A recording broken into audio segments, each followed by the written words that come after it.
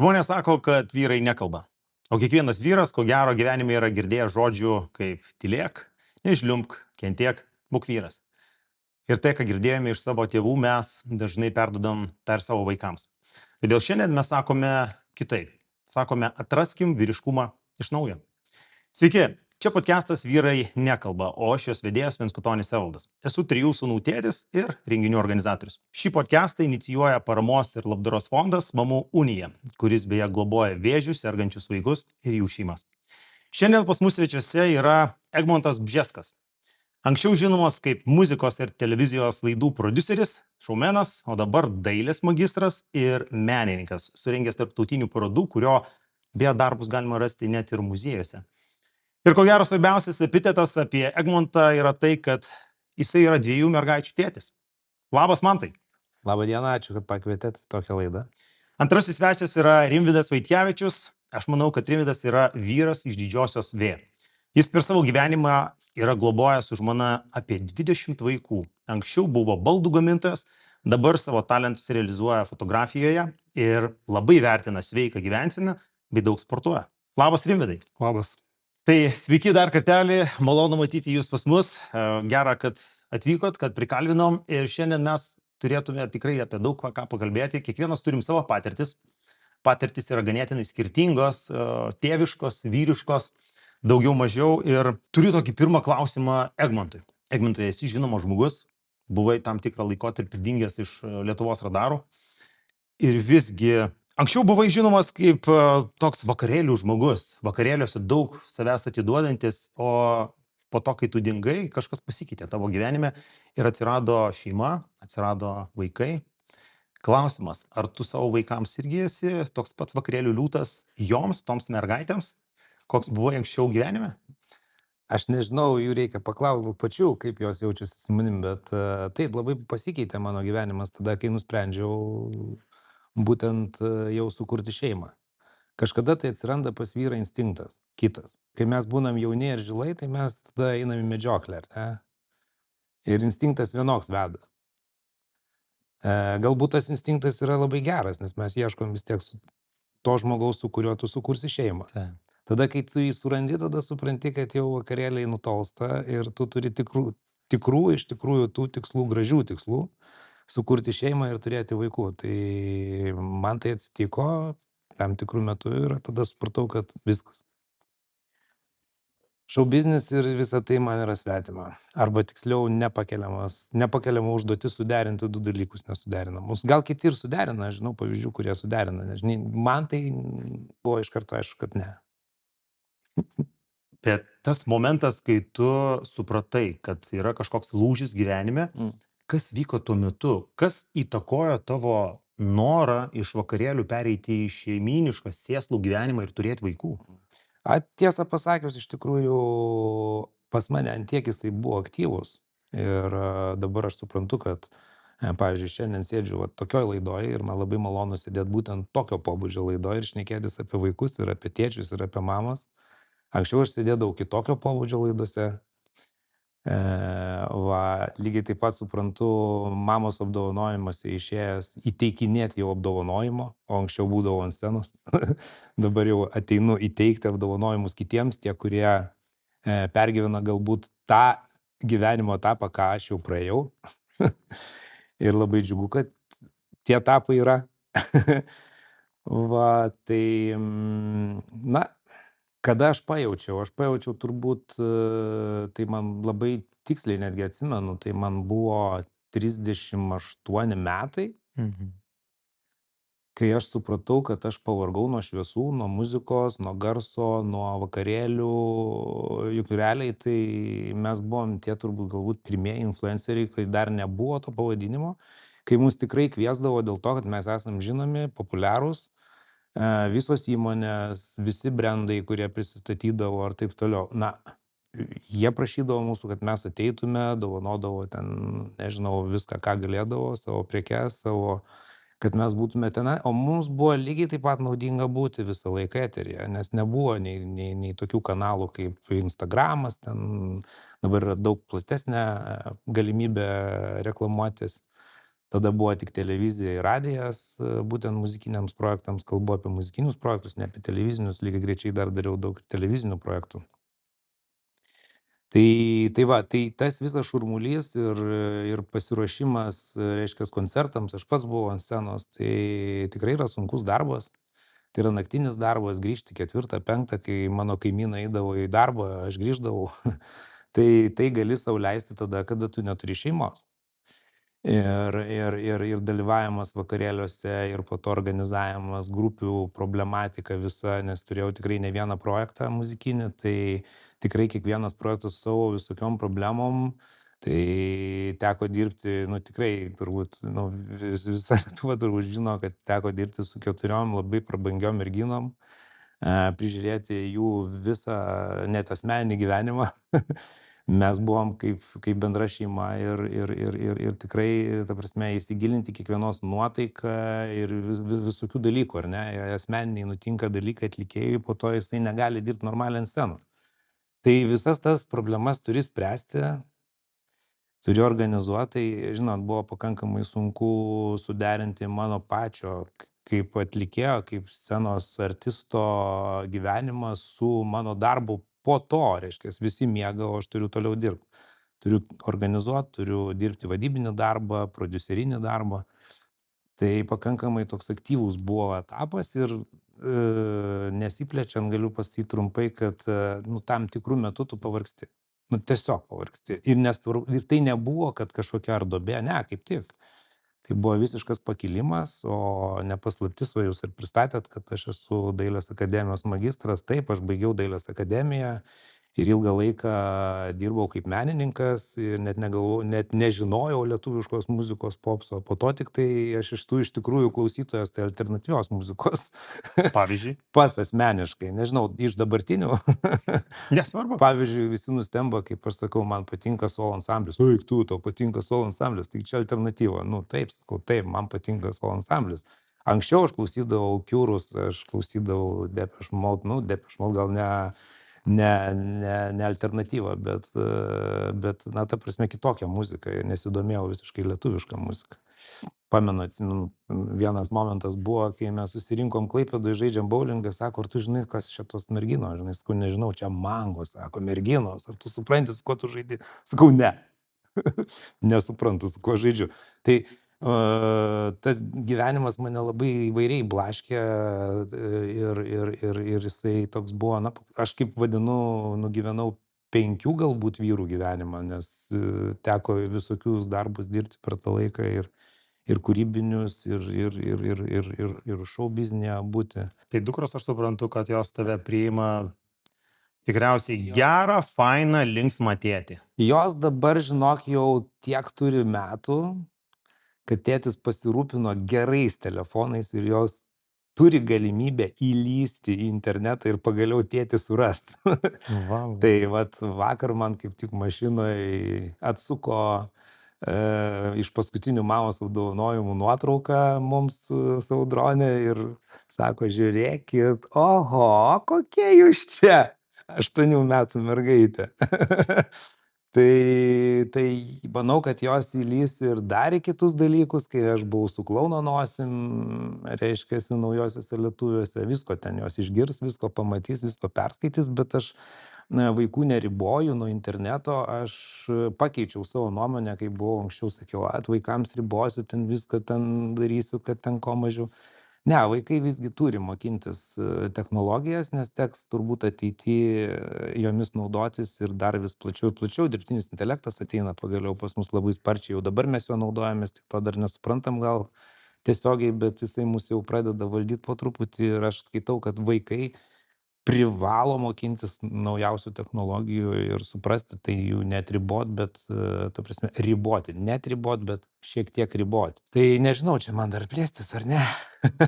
aš manau, kad esmę aš supratau, kad bet kuriuo atveju mergaitės jos auga, kol buvo mažos, jos tave vienaip vertino, gal mažiau vertino. Dabar, kuo daugiau jos augs, jos daugiau pamatys ir dabartinį tėtį, ir pamatys toks, koks tėtis buvo, ir jos galės palyginti, koks tėtis iš tikrųjų, nu, koks pokytis nuo to, koks jisai buvo ir jisai atsirado dabar.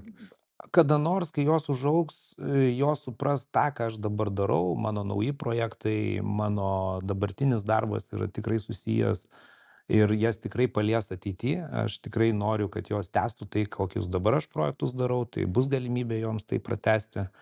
Na, kiekvienas turbūt tėvas galvoja, kad pratęs, nors iš tikrųjų labai retam pavyksta. Labai daug tikimės iš Jo. tikrųjų iš vaikų, daugiau negu Taip. vaikai patys galbūt nori Taip, kartais. bet aš nesu iš tų tėvų, kad jeigu aš ten dailės akademiją baigiau, tai dabar mano vaikai turi būtinai dailės akademiją baigti. Arba ten, nu, jeigu ten aš sportininkas esu, tai būtinai turi dabar sportą. Ne, aš labai stebiu jas, labai analizuoju kiekvieną momentą, į ką jos linksta, kur jos eina, kokie visą laiką paklausiu, taip atsargiai labai, žinai, ką tu norėtum, kuo tu norėtum būti, žinai. Tai įvairių tų dalykų jau buvo, jau per tos 2 metus ten pasikeitė daug visokių situacijų, bet, na, bandau įsiklausyti ir įsižiūrėti į vaiką, kuom jisai dabar gyvena ir ant ko jam įdomu, kad jam būtų įdomu. Nes priversti ir liepti, tai mes patys jau suaugę žinom, kad jeigu mes dirbam nemalonų darbą, tai jisai mums patampa po to rutina ir mes tą darbą atliksim nekokybiškai. Aš noriu, kad mano mergaitės, kad jos vystydamos darytų ir linktų į tai, kas joms yra artimiausia. Vienoje aš dabar matau, kaip bebūtų keista, sportinius sugebėjimus. Ne dailės, ne kažkokius tai kūrybinius, bet daugiau sportinį sugebėjimą būt sporte. Tai vat labai toksai, aišku, keistas galbūt dalykas, bet, na, jinai labai sportiška, nors turi ir kūrybinio talento. Tai vat klausimas, kaip bus. Tai vat sakau, čia labai toks sudėtingas Aš dabar reikalas. klausau tavęs ir man matau, lyginant su Rimvydu, pas tave 2 mergaitės, pas Rimvydą. Tai čia aš niekas praktiškai. Ne, tu esi, jūsų situacija skirtinga, žinai. Man, žinai, juokinga, kai viena turi vaiką ir sako, Jėzu, kiek tenais kiek čia reikalų, kaip čia aš užsiėmęs, kaip čia ką, žinai, ten vienas kitam vyrai irgi pasiskundžia. Kaip sunku. Tai kaip sunku, kaip ten ką, kiek ten tų pinigų, kiek ten visko reikia. Aš sakau, aš tai 2 turiu, žinai, tu su 2 vat reikalų yra, o čia tai... Čia prieina Rimvydas, vyrai, eikit pailsėti. Čia Pas mane mes yra viską- šiek tiek daugiau. Rimvydai, pereinant prie tavęs, aš noriu paklausti tavęs kaip daugiavaikio tėčio, kaip tėčio, kuris globoja ne tik savo biologinius vaikus, bet turi tikrai būrį vaikų, kuriuos prisėmė į savo šeimą ir globoja. Ir šiuo metu globojate gal apie 9 vaikus. Iš viso, ar ne, bet per gyvenimą tas skaičius buvo didesnis. Tai yra apie 20 vaikų, kuriuos esate per gyvenimą globojęs. Aš teisus? Taip, taip. Papasakok savo istoriją kartu su žmona, kai jūs pradėjote šitą, negaliu sakyti ne verslą, šitą misiją gražią. Taip, ta misija tai tikrai gražiai, iš tikrųjų, tik tai gal dabar suprantu, kaip tai iš tikrųjų reikšmingai ir kokią mes įtaką darom aplinkai, iš tikrųjų savo pavyzdžių. Vienareikšmiškai turbūt ten ta idėja buvo žmonos, nes nuo vaikystės jos buvo toks noras globot kažką ir tokia reikšminga padaryti kažką. Aš esu kai kilęs iš didelės šeimos, iš 8 vaikų šeimos, tai aš žinau, kas realiai laukia manęs, mačiau savo tėvus iš tikrųjų, ką jie iškentėjo iš tikrųjų, kai tiek vaikų yra. Na, bet iš tikrųjų tai nebuvo taip, kad specialiai mes ieškojom vaiko kažkokio ir gal savaime taip viskas įvyko, kad žmona pakliuvo į ligoninę su dukra, 2 vaiku ir besilaukdama 3 vaiko biologinio ir tuo metu ligoninėje buvo iš vaikų namų, ten irgi sergančių nemažai ir kažkaip susipažino su vienu berniuku ir ten turbūt ženklas buvo, kad jau viskas, jisai mūsų ir mes su juo pradėjom bendrauti ir pradėjom lankyti vaikų namuose. Tai buvo pradžia, tai tuo metu gal prieš 18 metų grubiai tai įvyko ir taip, per tą laikotarpį praėjo tas 20 vaikų ir iš tikrųjų ir yra dabar. Ar teisingai suprantu, kad tas pirmas berniukas, kuris buvo jum pirmasis, kurį jūs priėmėte globoti dėl tų vertybių tikriausiai, kuriuose patys gyvenot, kuriuose tikėjot, tu iš daugiavaikės šeimos pats esi vienas iš 8-9. Taip. Ir taip susiklostė, kad po pirmojo jūs nusprendėte eiti toliau. Taip, ten, ta prasme, tokie ženklai jau matosi, kad ten susipažįsti su vaiku, tu jauti, kaip jisai, aš dar gal pačioj pradžioj nejaučiau to, nes iš tikrųjų tos ir nebuvo santykio labai tokio užmegzta su juo, nes aš pats mažai praktikos iš tikrųjų turėjau, nes, kaip sako, irgi atsineši iš šeimos, ką ten iš tikrųjų mano šeimoje nebuvo ten prioritetas, tarkim, kažkokių šiltų santykių labai, tai automatiškai man sudėtingiau buvo tai priimti ir nors aš žinau, sakau, kad ten kas laukia, ką tą virtuvę realiai žinojau, mačiau, kai daug vaikų šeimoje, aišku, visą tai lengviausia buvo žiūrėti kaip ir iš šalies iš pat pradžių, nes užmezgė santyki Eglė žmona su tuo vaiku. Aš tik tai kaip ir iš šalies žiūrėjau iš pradžių, aišku, palaikiau, nes aš žinojau, kad jai tai yra labai svarbu Ir atėjot iki to momento, kai šiandien esate, taip, iš turit kuo tikrųjų- pasigirti. Taip, iš tikrųjų labai toksai kaip užburtas ratas gavosi, nebuvo taip, kad vienas vaikas ir mes po to ieškotum kitų. Kiekvienas tas ateidamas vaikas į šeimą atsivesdavo, tai būdavo vis tiek, ten likę vaikų namuose ir broliai, sesės, tarkim, tai palaipsniui taip ateidavo tie vaikai, mes, kai sakom, juokavom, kad neuždarėm lauko durų namų ir jie pradėjo eit pas mus, nes jautė turbūt gal, kad tokia šiluma sklinda iš namų, kad jie galėtų čia surast savo namus, savo tėvus, nes kiek žinau, kad tiem vaikam labai yra svarbu turėti tėvus, namus, į kuriuos galėtum, kaip ir dabar, suaugę vaikai žino ir džiaugiasi tuo, kad jie gali bet kada grįžti. Ne taip, kad kai iš vaikų namų išeini ir tu neturi kur eiti realiai. Ir jie sugrįžta. Taip, būtinai. Kalėdos, šventės. Ne Ar yra visada, taip, aišku, kad gal, nes daug dalis yra užsienyje gyvena, bet kurie, kai tik gali, tai tikrai, nes realiai galbūt visi susirinkę, gal net netiltumėm namuose, nes nėra didelės namas, bet tikrai visada atsiranda vietos visiems. Bet ar turi tradiciją kokią nors, kad, pavyzdžiui, vat, tarkim, žinot, kai būna per šventės, Kalėdos, Velykos, koks nors ten dar šventės, gimtadienis ir subėgat visi kaip giminės. Man, pavyzdžiui, gimtadienį, mano šeimoje, mes Kalėdas ir Velykas visada, visa giminė suvažiuojam į kaimą ir mes ten švenčiam. Gal pas jūs panašiai yra? Tokius tradicijos gal ir nėra nustatę, bet jeigu pavyksta, nes tai neįmanoma iš tikrųjų visus surinkti vienu metu, tai nesistengiame labai spausti jų iš tikrųjų. Jeigu jie nori, gali, tai tikrai laukiami visada yra ir tai aišku, kaip tradiciškai turbūt Kalėdos pagrindinė šventė tokia, kur dažnai ir pavyksta turbūt atostogaut, būna atostogos, tai atvažiuoja vasaros metu irgi. Bet kad visi, aš nepamenu kada, kad visi būtų susirinkę, jau gan senai buvo. Gal iš tikrųjų paprasčiau, nes duodi dėmesio tam vaikui, kad ir suaugusiam, bet asmeniškai daugiau duodi dėmesio, nes jeigu įsivaizduokit, susirenka visi vaikai, tai ten kiekvienam dėmesio neskirsi tiek pakankamai. Aš manau, kad pas jūs verta turėti tokią fainą, taip čia, jaunuolį sugrįžk, kaip mes lietuvis kviečiam, ar ne, valstybė kviečia jaunuolį sugrįžk į Lietuvą, ar ne, ir tas pats sugrįžk į namus. Taip. Tai yra graži tradicija, kuri puoselė ir vertybės vėlgi, ir linkiu tą tikrai užturėti. Na, o Egmonto iš tikrųjų norėčiau paklausti apie tą tėvystę. Kada pirmą kartą pajutai tą norą tapti tėčiu? Kas tuo metu tavo gyvenime vyko? Tarkim, kai mes klausom Rimvydą, pas jisai gyveno jau seniai ir iš didelės šeimos. Tu nesi iš tokios gausios šeimos.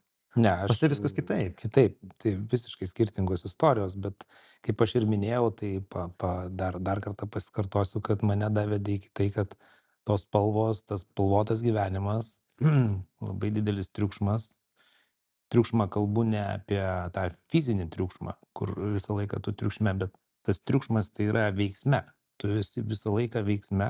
Ir tu supranti vis tiek, kad, na, kažkoks tai ateina instinktas pas vyrą, pas vieną anksčiau, pas kitą vėliau. Aš visą laiką norėjau, aš turiu atsakomybę kažkokią, tai mane taip auklėjo tėvai, kad vyras turi vesti ne tiesioginė prasme moterį, bet vesti šeimą. Ir man visą laiką atrodė, kad dar per anksti, dar negaliu, dar nepadariau.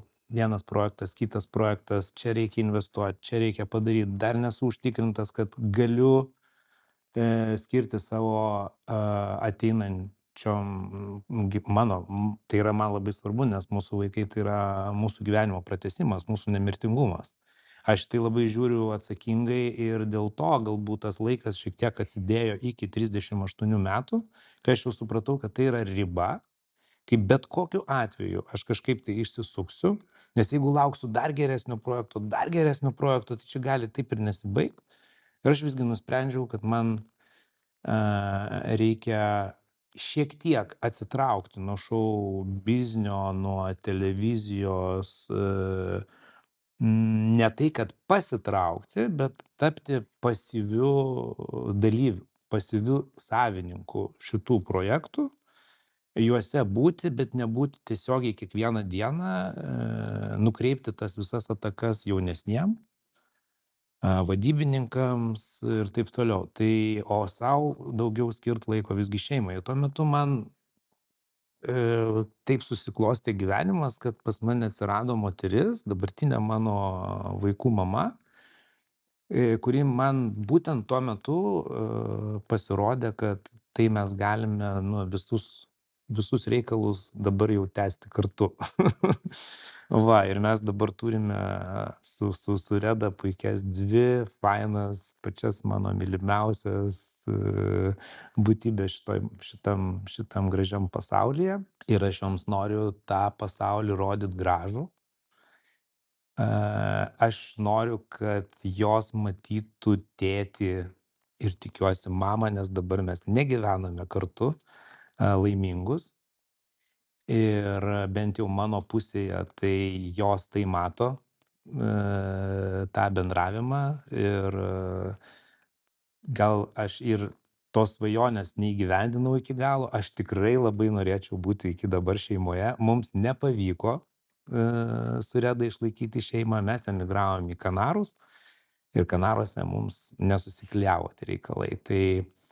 Bet ką mes darom iki dabar teisingai, vaikai nejaučia tarp mūsų įtampos. Taip, kartais paklausia, kodėl jūs ne kartu? Na, gaila, kad ne kartu. Bet tame jos mato ir daug labai naudos.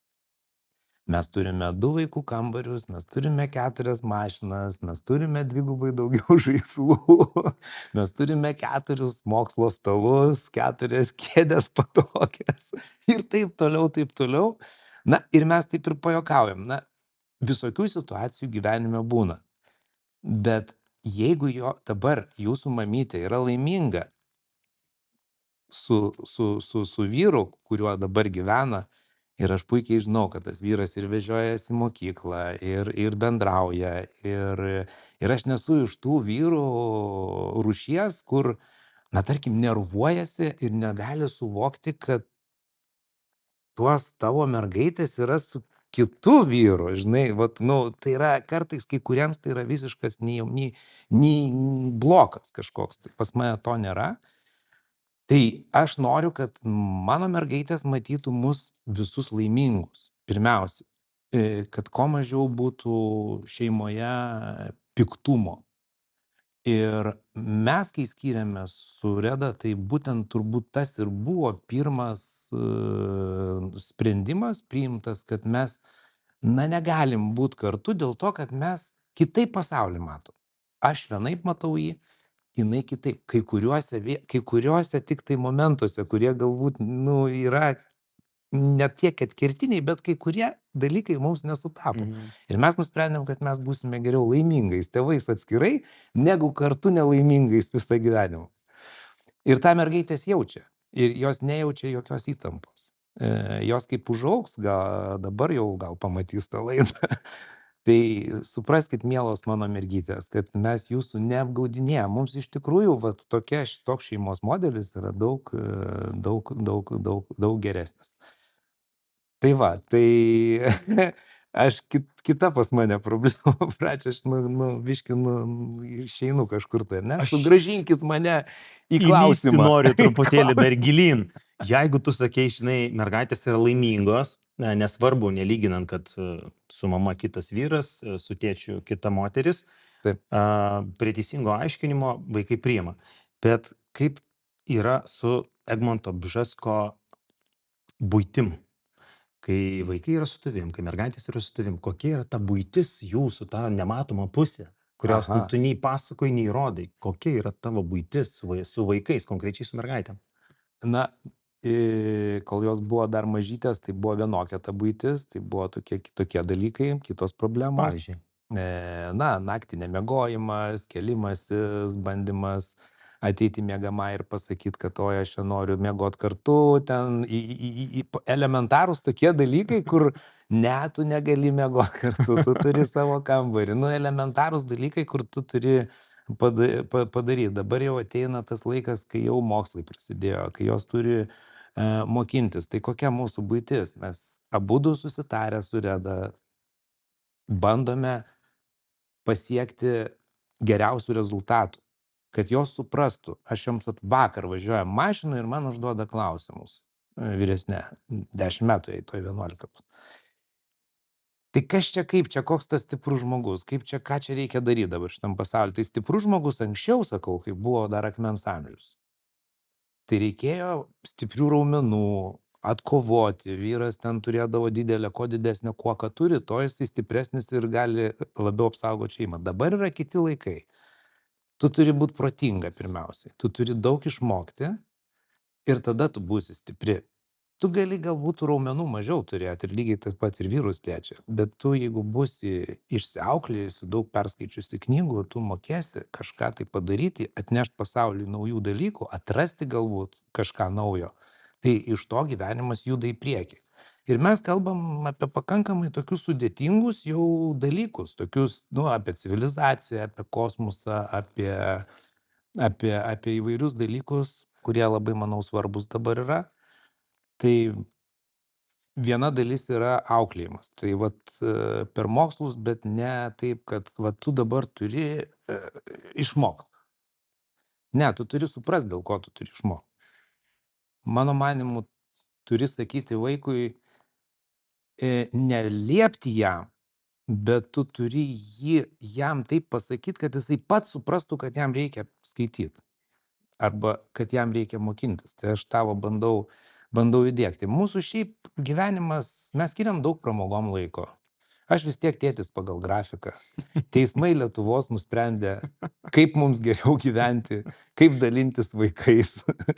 Man padalino taip, kaip padalino. Aš labai dėkingas esu Redai, kad jinai laikosi to sąrašo. Pas mus nėra jokių problemų, jeigu tas grafikas šiek tiek pasikeičia. Mes susitarėm, kada, kur, kam čia pasikeisti.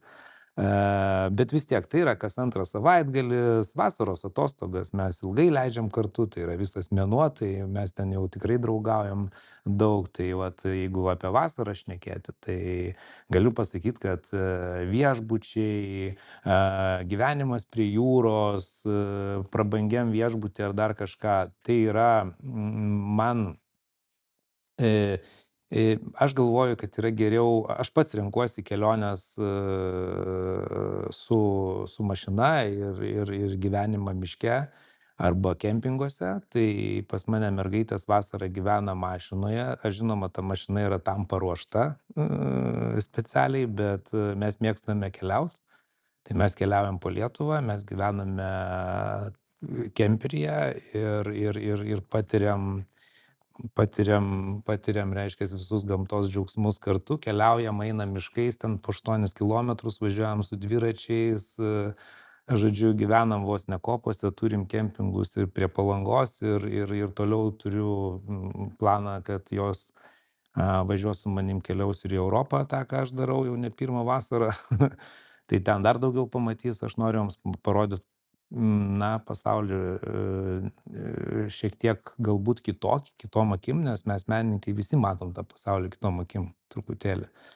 Tai aš noriu eiti su juom į teatrą, ką darydavau su mažytėm, tai vesdavau į teatrą mažiukų. Dabar jau galvojau, tuoj ateis tas laikas, kai mes eisim į teatrą jau suaugusių. Tai labai, aš net nežinau, čia tokia yra didelė tema, ką aš su vaikais darau. Daug, bet esminiai bent jau momentai aš išgirdau. Esminiai momentai tai yra pramoga, bet kad ta pramoga būtų kažkuo tai irgi naudinga jom. Ir, siekis mokintis ir siekti kažko tai, žinai, nes, vat irgi ta kantrybė, sakiau, visą laiką bus reikalinga. Nuo pat mažens, tai kada mes važiuosim? Arba kai išvažiuoja, tai kada mes kur nors kitur važiuosim. Tai aš visą laiką sakydavau, tai kur tą kantrybę jūs palikot namie, ar kur ten lentynoje, turėkit kantrybės. Ir taip yra. Ir dabar jau, kai jos užaugo, jau aš dabar aiškinu kitaip. Aš aiškinu, kad jeigu tu pradėjai kažką, tai tu turi užbaigti. Ir negalvokit, sakau, kad tėtukui visi tie projektai, kuriuos jisai dirba, josgi mato, kiek aš sėdžiu, kiek aš dirbu, kiek man skambina. Aš tikrai daug dabar darau visokių įvairių projektų ir jos tai mato, ir kai kurius jos net žino eigą ir būna, ir dalyvauja, ir gamybos procesuose dalyvauja ir taip toliau. Nepaslaptis, kad aš daug studijų darau, reiškia, televizinių ir dekoracijų, ir dizaine dirbu daug, gamyboje. Tai jos visą tai mato, bet sakau, negalvokit, kad tėčiui viskas taip pasiseka. Tėčiui vat ir dabar vat skambina ir skambina. bet sakau, tėtis turi kantrybę. Ir jūs turite tokią pačią kantrybę. Ir projektą davesti iki galo, jeigu darai. Nes yra toksai, čia paskaitė biškį numetė, ten padarė kažkaip jau atsibodo, jau ne, iki galo. Ir apie tą buitį šnekant, man labai vėl kirba tas momentas, kurį noriu labai paklausti pas jūs. Pas jūs neeilinė situacija. 20 vaikų, aišku, gal ne vienu metu, bet per tą gyvenimą praėjo. Ir, žinai, man įdomu per skaičių, per tą suvokimą, aš noriu pamatyti mintyse, kiek daugiausiai vaikų buvo vienu metu gyveno pas jūs namuose? Vasaros metu tai būdavo gal 15. 15 vienu metu. Čia įskaitant jūsų vaikus. Taip. 15 vaikų plus 2 tėvai, 17 žmonių namuose. Dabar gerai, pavizualizuojam, kaip atrodo. Dar ne viskas, dar iš tikrųjų vaikai draugavo, tarkim, iš kitų daugiabučių, tarkim, iš namų. Draugai ateina, tai vasaros metu gerai, kad mes kiemą gan didelį turim, tai ten susirenka, ten net neskaičiuoju, iš tikrųjų tikrai virš 20 būna. Nes su draugais net kartais nesuprasi, ar čia mūsų globojami vaikai, ar čia draugai, ar čia kažkas ateina į svečius tik tai pabūti, nesuprasi. Žodžiu, kartais atrodo būna tos chaosas, kad ten nesuprasi nieko, bet būna kartais ateini į namus, kiekvienas savo kambariuose būna ir nieko tu nematai, tylu, atrodo visiškai tušti namai. Įvairiai būna, labai skirtingai. Nebūna, kad visą laiką dūzgia ten tie namai. Ne visada tas būna. Bet čia kaip bendrabutyje, praktiškai įsivaizduoju. Gerai, man kas įdomu, žinai, Rimvydai, nežinau, Egmontas savo mintyse, ką jisai galvoja, aš galvoju jau į priekį. Dabar įsivaizduojam, 15 žmonių, 17 su tėvais, stalas. Nežinau, kokio stalo reikia. Pirmas dalykas. Lėkštės, dabar kiek lėkščių reikia? Švediškas stalas. Švediškas apsitarnauja. Pasakius, iš tikrųjų vaikai net ir labai sudėtinga jos net ir privers prie stalo, kad sėdėtų prie to, mes ir neverčiam jų. Iš tikrųjų dažniausia būna laimingi, jeigu net nieko nesakom, jie pasiima indus ar maistų, įsideda viskas į savo kambarius, nueina ir ten būna. Jie dar laimingesni būna dėl to. Kartais būna konfliktai dėl to, kad po to reikia ieškoti indų, nes tie indai visi kambariuose. O vienkartinius naudojat ar? Ne. O tai kiek tų skalbenkių, aš tai dabar įsivaizduoju, kokias 3 turbūt indų plovimo mašinas. Užtenka vienos ir drabužių skalbimo mašinos, viskas, džiovyklės, užtenka vienos, bet jos sukasi be sustojimo praktiškai. Linksma. Ja, linksma iš tikrųjų buvo, bet kai į tą buitį įsisuki į rutiną, ten nejauti iš tikrųjų, kad ten taip baisu, aišku, aplinkiniam, kurie tarkim, mažiau vaikų turi, tai sudėtinga atrodo, kad ten baisu. Tai bet gerai. Iš tikrųjų nieko baisaus, nieko nėra. Kiek kotletų reikia vakarieniai? Vakare kotletų nekepam. Gerai, nes kiek kotletų reikia pietums savaitgalį? Neskaičiuojam, iš tikrųjų, aišku, ten jau faršą ten ar kažką pergi, tai taip, jau dideliais kiekiais ir parduotuvėse jau žino, kiek tai reikia. Ten jau vieną vežimėlį pietum kartais nusiperki. Vežimėlį? Taip, visą nusiperki ir viskas.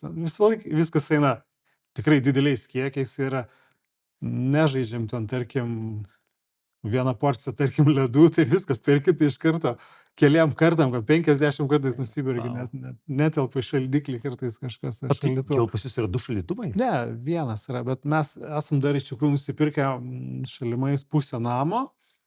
Ten tam name iš tikrųjų susiremontavom ir ten gyvena kartais vaikai, tarkim, jiems 18 ar vyresni, ar atostogauti atvažiuoja, tai ten tas pusė namuko jam labai gerai iš tikrųjų ten. Tai va, jau dalis vaikų ten gali prisiglausti ir jau būna šiek tiek Bet čia tik laisviau. periodiškai, kai yra poreikis, ar ne? Taip, va dabar, pavyzdžiui, yra jaunuolis, kuris jam 19 metų, bet jis ruošiasi į kariuomenę, turbūt savanoriu eit, bet nebuvo apsisprendęs, ką daryt, kai baigė mokslus ir galvoja ir ten, bet ką daryt, kur jam prisiglaust. Tai kaip tik labai gerai, kad ten tas yra namas, kur gali prisiglaust nes pas mus realiai nebebuvo ten taip, galima ten ant sofos ar kažkur pasiklot tą lovą ir ten gulėt, miegot. Bet vis tiek norisi tokiam vyresniam jau šiek tiek, kad privačiau ir atskirai nuo tai labai geras, Man iš tikrųjų labai gera erdvė klausimas, jūs pasislėpt. priimat, tarkim, vat yra tie vaikai, kurie iš jūsų išėję, ar ne, jau savarankiškai, jiegi teoriškai išeina, neturi jie turto, taip. neturi nieko, pinigų, aš nežinau, ar valstybė iki E, 18 tik jo, tais duoda. yra ten Kas po to su jais įsikūrimo. vyksta? Ar priimat juos toliau? Tai taip, vienareikšmiškai ten, tai dažnai ir būna tas dalykas, kad ten šeimos ar, pavyzdžiui, vaikų namai baigia 18 metų, viskas jie gyvenime eini o kaip tu gali 18 metų ar ten 19 ten eit į gyvenimą, kai tu visiškai nieko neturi už nugaros, jokios paramos, nieko. Tai čia visada mes jau akcentuojam jiem, kad ar problemos kokios, ar kažkas ten finansinės, ar kažkas, tai tikrai visada gali kreiptis ir iš tikrųjų kreipiasi. Normali šeima, tik tai aišku, tai mus verčia iš tikrųjų daugiau dar su žmona dirbt, vers papildomus darbus dirbt, kad galėtumėm mes jiems padėti iš tikrųjų, nes jie iš tikrųjų 18 metų jau nebegauna, jeigu nesimoko, nebegauna tos valstybės finansavimo. Tai įtariu vaikui tokiam visiškai išėjusiam vos ne, kaip sakau, basam į gyvenimą, tai aš neįsivaizduoju, kaip išgyvent. Ten vieno darbo kartais ir net neužtenka, tu realiai net specialybės neturi. Kiek įmanoma reikia stengtis mokytis turbūt ten ir tuo pačiu metu ir dirbt. Taip sunku vaikam. Kur jie išeina, į ką jie išeina? Jie įsivaizduojam, jie prieš tai gyveno pas jūs metus, ten 5. 18 metų, teoriškai jūs juos paleidžiat. Ar jie Taip. patys išeina į darbus, į A, kariuomenės, į jo, kažkur taip, tai? patys, aišku. Kaip jie gyvena? Iš ko jie gyvena? Darbas ir mes padedam. Visiems. Taip. Skirtingai, ten būna laikotarpiai, kad jiems, tarkim, buvo sūnus, kad jisai net realiai sudėjus už mus daugiau uždirbdavo. Buvo laikotarpis. Ir jum Būna, kad padėdavo. jam sudėtingiau ir mes vėl jam padedam. Ten labai skirtingai, iš tikrųjų, nėra taip, kad vieno modelio, kad kiekvienam vaikui viskas tinka, kaip yra praėjusiam vaikui, tarkim, jaunesniam ar vyresniam. Ten skirtingai labai, bet realiai kiekvienam vaikui visą laiką reikėdavo pagalbos ir žinom, kad ir reikės ir toliau. Ten normalu, mes juos priimam kaip savo, visus vaikus priimam kaip savo ir nesvarbu, ar jie, tarkim, globojami. O jeigu, tarkim, tie vaikai yra ne jūsų globotiniai, bet, dokumentaliai, oficialiai nėra jūsų Tas globotiniai pas mes ir skiriam. ateina pas jūs, jūs Mes- juos priimat, bent jau laikinai kažkaip Taip. priglaudžiat. Taip, nes ir yra iš tikrųjų 4 vaikai, kurių realiai mes oficialiai niekada neglobojam, bet taip susiklostė gyvenimas, kad jiems reikėjo pagalbos labai ir mes, tokie kaip užuovėje tapom. Man vis tiek, žinok, nesusidėlioja mintyse, aš neįsivaizduoju, man vien tas kiekis, aš 3 auginu ir aš pasakysiu trumpai, aš išeinu į parduotuvę, per vieną apsipirkimą aš išleidžiu 180 eurų. Įdedu į šaldytuvą, žiūriu, kad aš nelabai ką įdėjau ir po 4 dienų jau nebėra, man reikia vėl važiuoti pirkti. Tai aš jau nekalbu apie tą jūsų apsipirkimą, kas man atrodo, nesuvokima, man tai yra neatskleista dar. Ir tuo pačiu galvoju, kaip sugyvena tavo biologiniai vaikai su tais globotiniais. Man be galo svarbu yra, ar priima vieni kitus, ypač tavo biologiniai vaikai.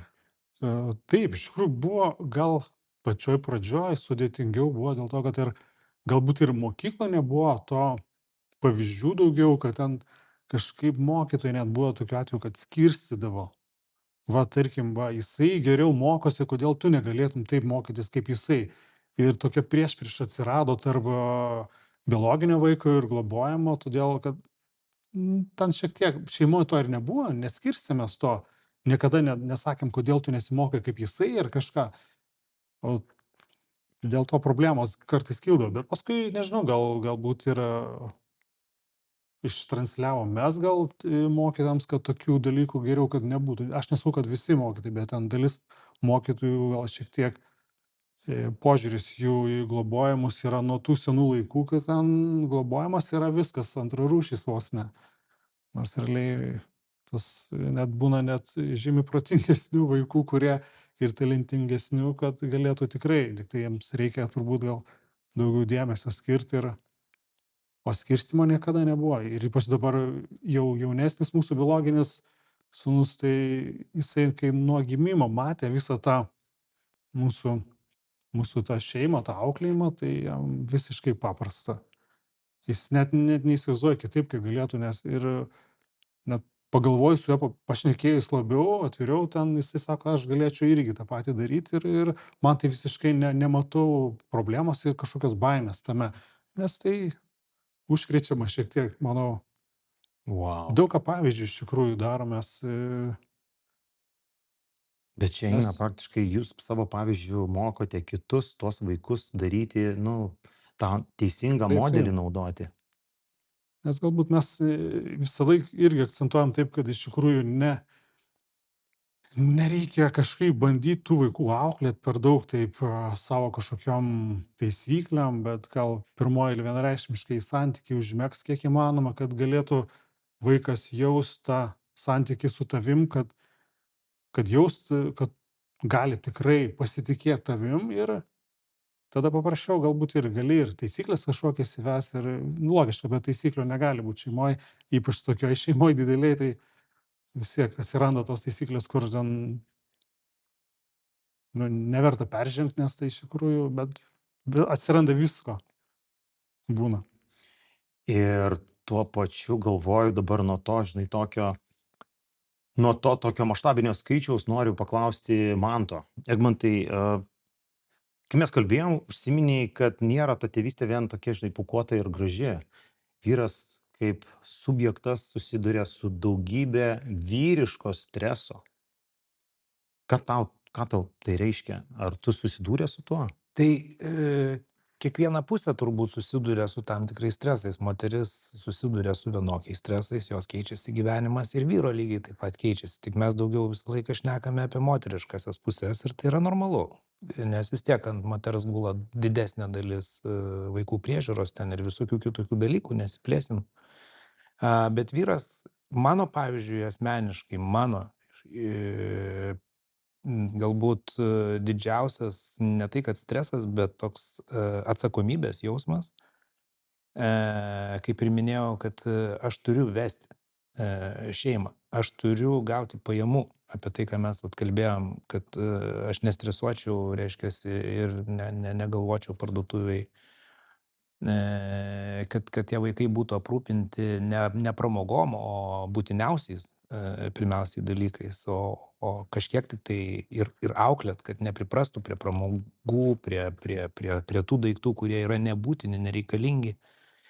Bet vis tiek, bet kokiu atveju, pagrindinis turbūt dalykas tai yra, kad tavo gyvenimas pasikeitė, baigėsi medžioklė. Tu dabar turi atsakingai galvoti apie savo vaikus, jiems padėti išaugti sąžiningais piliečiais.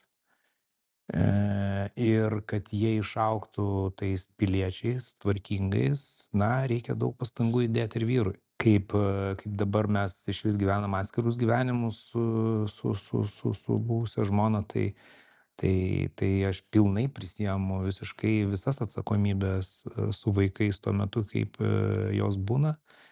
Bet žinoma, mūsų antros pusės, tiek manau, tikiuosi, kad ir Edos, tiek ir mano antros pusės tikrai labai šiltai padeda būti su tais vaikais ir tas labai santykis irgi svarbus. Tai dabartinis santykis su mano dabartinė draugė yra fantastiškas vaikų ir tikrai gražu žiūrėti, kaip viskas vyksta. Tai aš jaučiuosi, tarkim, kaip atrodo, kad mes būtume šeima. Edmantai, aš noriu paklausti, toks filosofinis klausimas, bet galbūt tu atsakysi man. Ką tu pasakytum, kadangi pats perėjai per tą laikotarpį asmeninį, ar ne, tai to pakilimo, to tokio vėjavaikiškumo, neįsižeisk, ar ne, bet visi buvom paauglystėje tokio amžiaus ir vyresnio amžiaus, kai nieks nerūpėjo. Aš pats savo, pramogos, išorė, ar ne? Taip. Bet kai yra dabar tie patys žmonės, kurie vis dar yra toj stadijoje, jie galvoja apie save, negalvoja apie šeimą, apie vaikus, neplanuoja ir netgi, sakyčiau, priešingai nenori. Ką tu gal palinkėtum kažką tai mūsų žiūrovam, kurie galbūt žiūri netyčiom ir galvoja, nu, Ką gal jie čia duos kokią šneka? išmintį Ne, kokią. ką jie čia šneka Nu, apie savo tas šeimas, o ne? gal, žinai, Nereikia pagaus jo. kažkokį gerą momentą. Matai, aš labai esu demokratiškas žmogus, aš į pasaulį žiūriu labai atvirom akim ir kiekvieną priimu reiškinį kaip duotybę, kaip galbūt reiškinį, kuris, jeigu toks yra, tai jisai ir yra.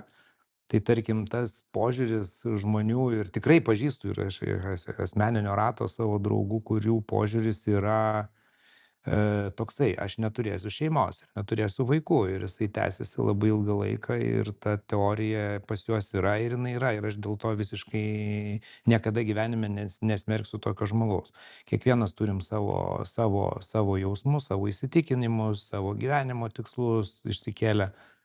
Tai kiekvienam turbūt savo duota dalia šitam pasaulyje ir aš nenorėčiau sakyt tokiem žmonėm, kad tau privaloma yra būtinai turėti šeimą.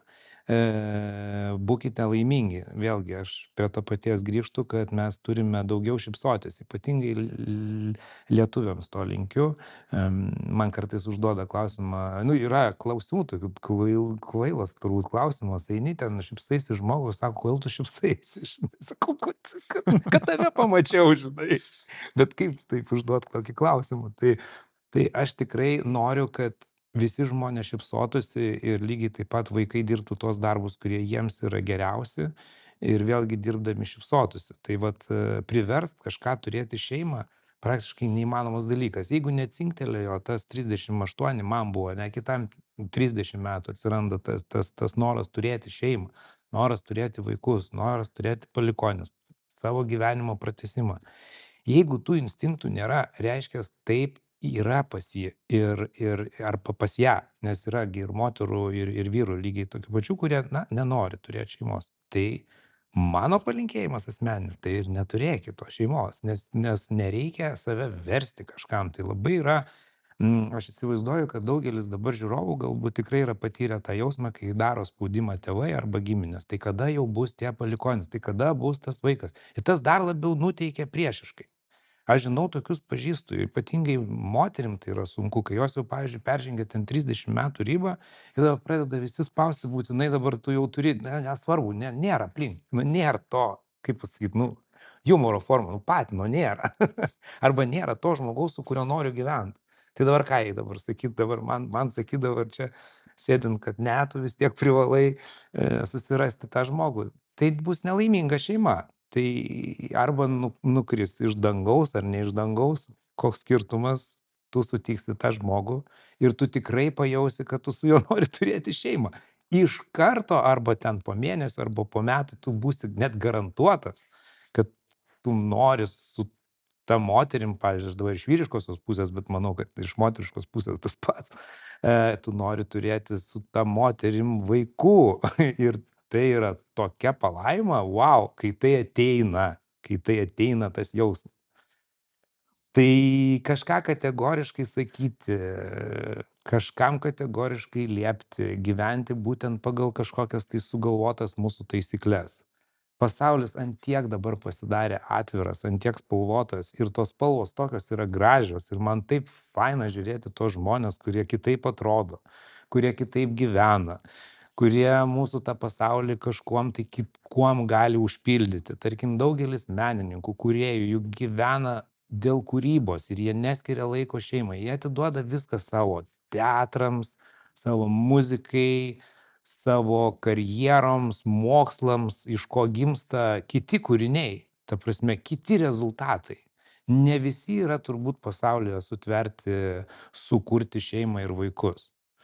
Tai aš palinkėčiau tiems, kurie jaučia, kad jie gali atnešti pasauliui kitokį gėrį, kitokį rezultatą, pagerinti civilizacijos eigą, nežinau, atradimus padaryti, nutapyti gražius paveikslus ar sukurti gražius spektaklius, sukurti muziką ir tam skirti visą savo energiją ir gyvenimą, tai tegul jie ir kuria tai ir daro ir gerina mūsų mūsų šitą mažą, nieko iš toli nematomo į žemę į situaciją.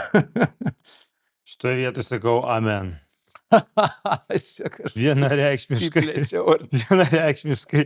Ir tuo pačiu norėčiau, galvoju, kad kadangi mes jau tikrai atėjom prie pabaigos laidos, negaliu nepaklausti Rimvydo tokio klausimo, kuris yra be galo svarbus tiem, kurie augina daug vaikų. Kai būna namuose daug vaikų, daug darbo, daug rūpesčių, kaip atsistatai tu kaip vyras? Kur atgauni save, atsikvėpuoji, kur išeini, ką darai, kad atrandi vėl save ir vėl naujom jėgom sugrįžti į šeimą su nauja energija?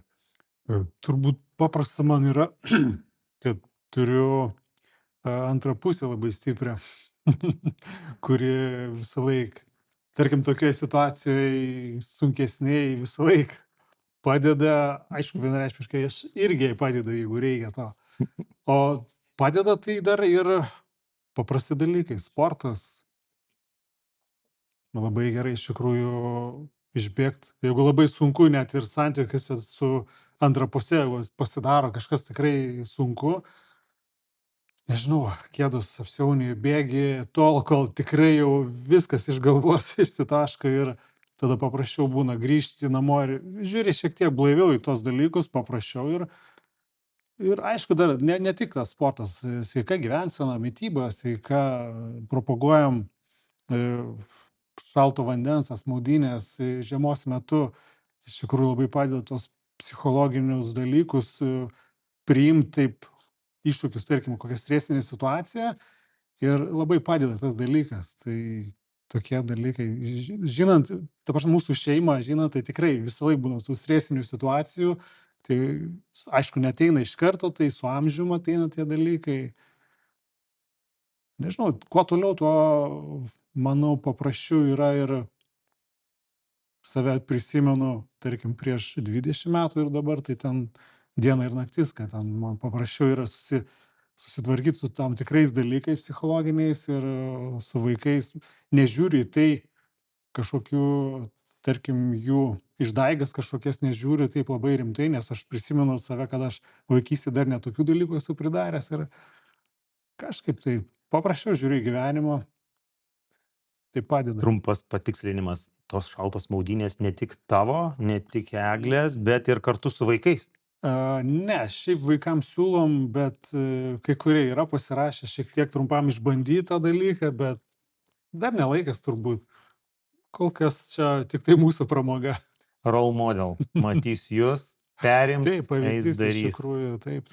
Rimvydai, norėjau tavęs prieš tai, kad važiuoji, visada sugalvojam kažkokį tais klausimą. Ir vienas iš jų išdaigos. 20 vaikų per tam tikrą laiką ėjo ir tikrai buvo, kurie labiau nuotykius mėgsta, būna ramesni vaikai. Kokius bitkų yra įvykę jūsų šeimo namuose, už namų ribų su vaikais? Sunku labai prisiminti, tiek tų išdaigų buvo, kad ten išskirti kažkokius, tai sudėtinga būtų. Gal vienas iš tokių atvejų, kai mokykloje sūnus prieš Kalėdas, kai ten visos petardos yra pardavinėjimas, ten sugalvojo mėtyti lauke, nebeįdomu, tai nuėjo per pertrauką į klozetą įmetė ir susprogdino klozetą. Ta prasme, klozetą susprogdino mokykloje. Jisai trūko per pusę į kelias dalis, ten, aišku, ten buvo visiems skandalas didelis, kas čia per nesąmonę, kas čia sprogo, kas čia nutiko, ar teroristė, ar kažkas. Bet, žodžiu, ten reikėjo tada pakeisti, ten nieko ten sudėtingo, bet... Tikiuosi, klozetas buvo tuščias tuo metu. Manau, kad taip. Nes atėjo švarus. Okay. Bet jis nesusišykė pats, viskas buvo tvarkoje. Viskas gerai, ten buvo numesta ir pabėgta iš tenai, bet matot, kameros tuo metu jau buvo, man atrodo, koridoriuose ir matė, kas, kur ir kaip. Ir, turbūt gal draugai gal išdavė ar kažkas. O kokią pamoką jūs davėt vaikui? Nes, kaip ir blogas dalykas, bet to pačiu linksmas, ypatingai nieko tokio, žinai, kokią pamoką jūs davėt jam? Kaip gal jis pats suprato tą pamoką, kad iš tikrųjų gal kartais geriau išbandyti kažkokius dalykus, ką smalsauji kažką padaryti, geriau gal, aš jam ir pasiūliau, jeigu tu nori kažką padaryti, susprogdinti, geriau einam kažkur į mišką ar kažkur sprogdinam, o ne mokyklai, kad po to ten tikrai kažkas galėjo ir nukentėti realiai, nes tuo metu galėjo kažkas vaikas įeiti. būtų. Tai ir jam pamoka, jis išbandė, suprato, kaip tai viskas vyksta ir viskas gerai. Ir nebereikėjo jam daugiau tokių išdaigų daryti, jau užteko. Man patiko labai tavo nukreipimas vaiko. Jeigu tu tuo domiesi, gerai, darykim, bet darykim kitur. Taip, nes kažkaip negali užgniaužti, o galbūt jisai per tuos savo smalsumą, nes aš save atsimenu, nes šeimoje buvau tas vaikas, kuris pastoja išdaigos, pastoja visą laiką kentėdavo tėvai nuo mano visokių nesąmonių ir aš suprantu juos tada ir paprasčiau yra. Kaip ir obuolys nuo Taip. obels. Tik aš šiek tiek kentėdavau nuo savo išdaigo, o jiems stengiuosi, kad jis ten nekentėtų ir žinau, ką daryti, kad tegu išbando. Galbūt jisai per tos bandymus bus užaugs profesorius. Koks pirotechnikas, galbūt specialistas, bus pasaulinio lygio išradėjas kažkoks, galbūt nebūtinai ten sprogdint kažką, galima ir paprastesnių dalykų daryti. Bičiuliai, ačiū Jums labai, kad atvykot, kad pasidalinot savo gyvenimo istorijom. Jos be galo spalvingos, be galo įdomios, be galo skirtingos. Ir tuo pačiu, žinot, mes ir apsijungiam dėl to, kad papildom vienas kitą ir kažką naujo galbūt netgi išmokom arba galbūt padėjom kažkokiam įžvalgom tiem žiūrovom, kurie žiūri mus.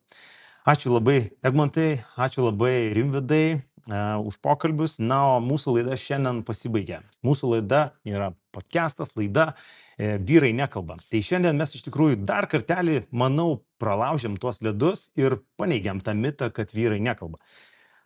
Galbūt kažkur nekalba, bet šiandien mes kalbėjom, atsivėrėm, dalinomės, nepravirkom, bet mes buvom jautrus ir tuo pačiu išgyvenom viduje tuos dalykus, kuriuos pasakojom. Kviečiu jūs žiūrėti mūsų podcastą toliau, sekite mūsų kitas laidas, dėl to, kad mes vėl pristatysime naujus pašnekovus, naujus veidus, naujas įdomias istorijas. Pasiekite mus socialiniuose tinkluose, pasiekite mūsų YouTube kanalą ir pasimatysime kitą kartą. Svarbiausia, ką mes nešame, kokią misiją, tai atraskime tėvystę ir vyriškumą iš naujo. Ačiū, kad buvo su mumis ir iki kitų kartų. Sudie.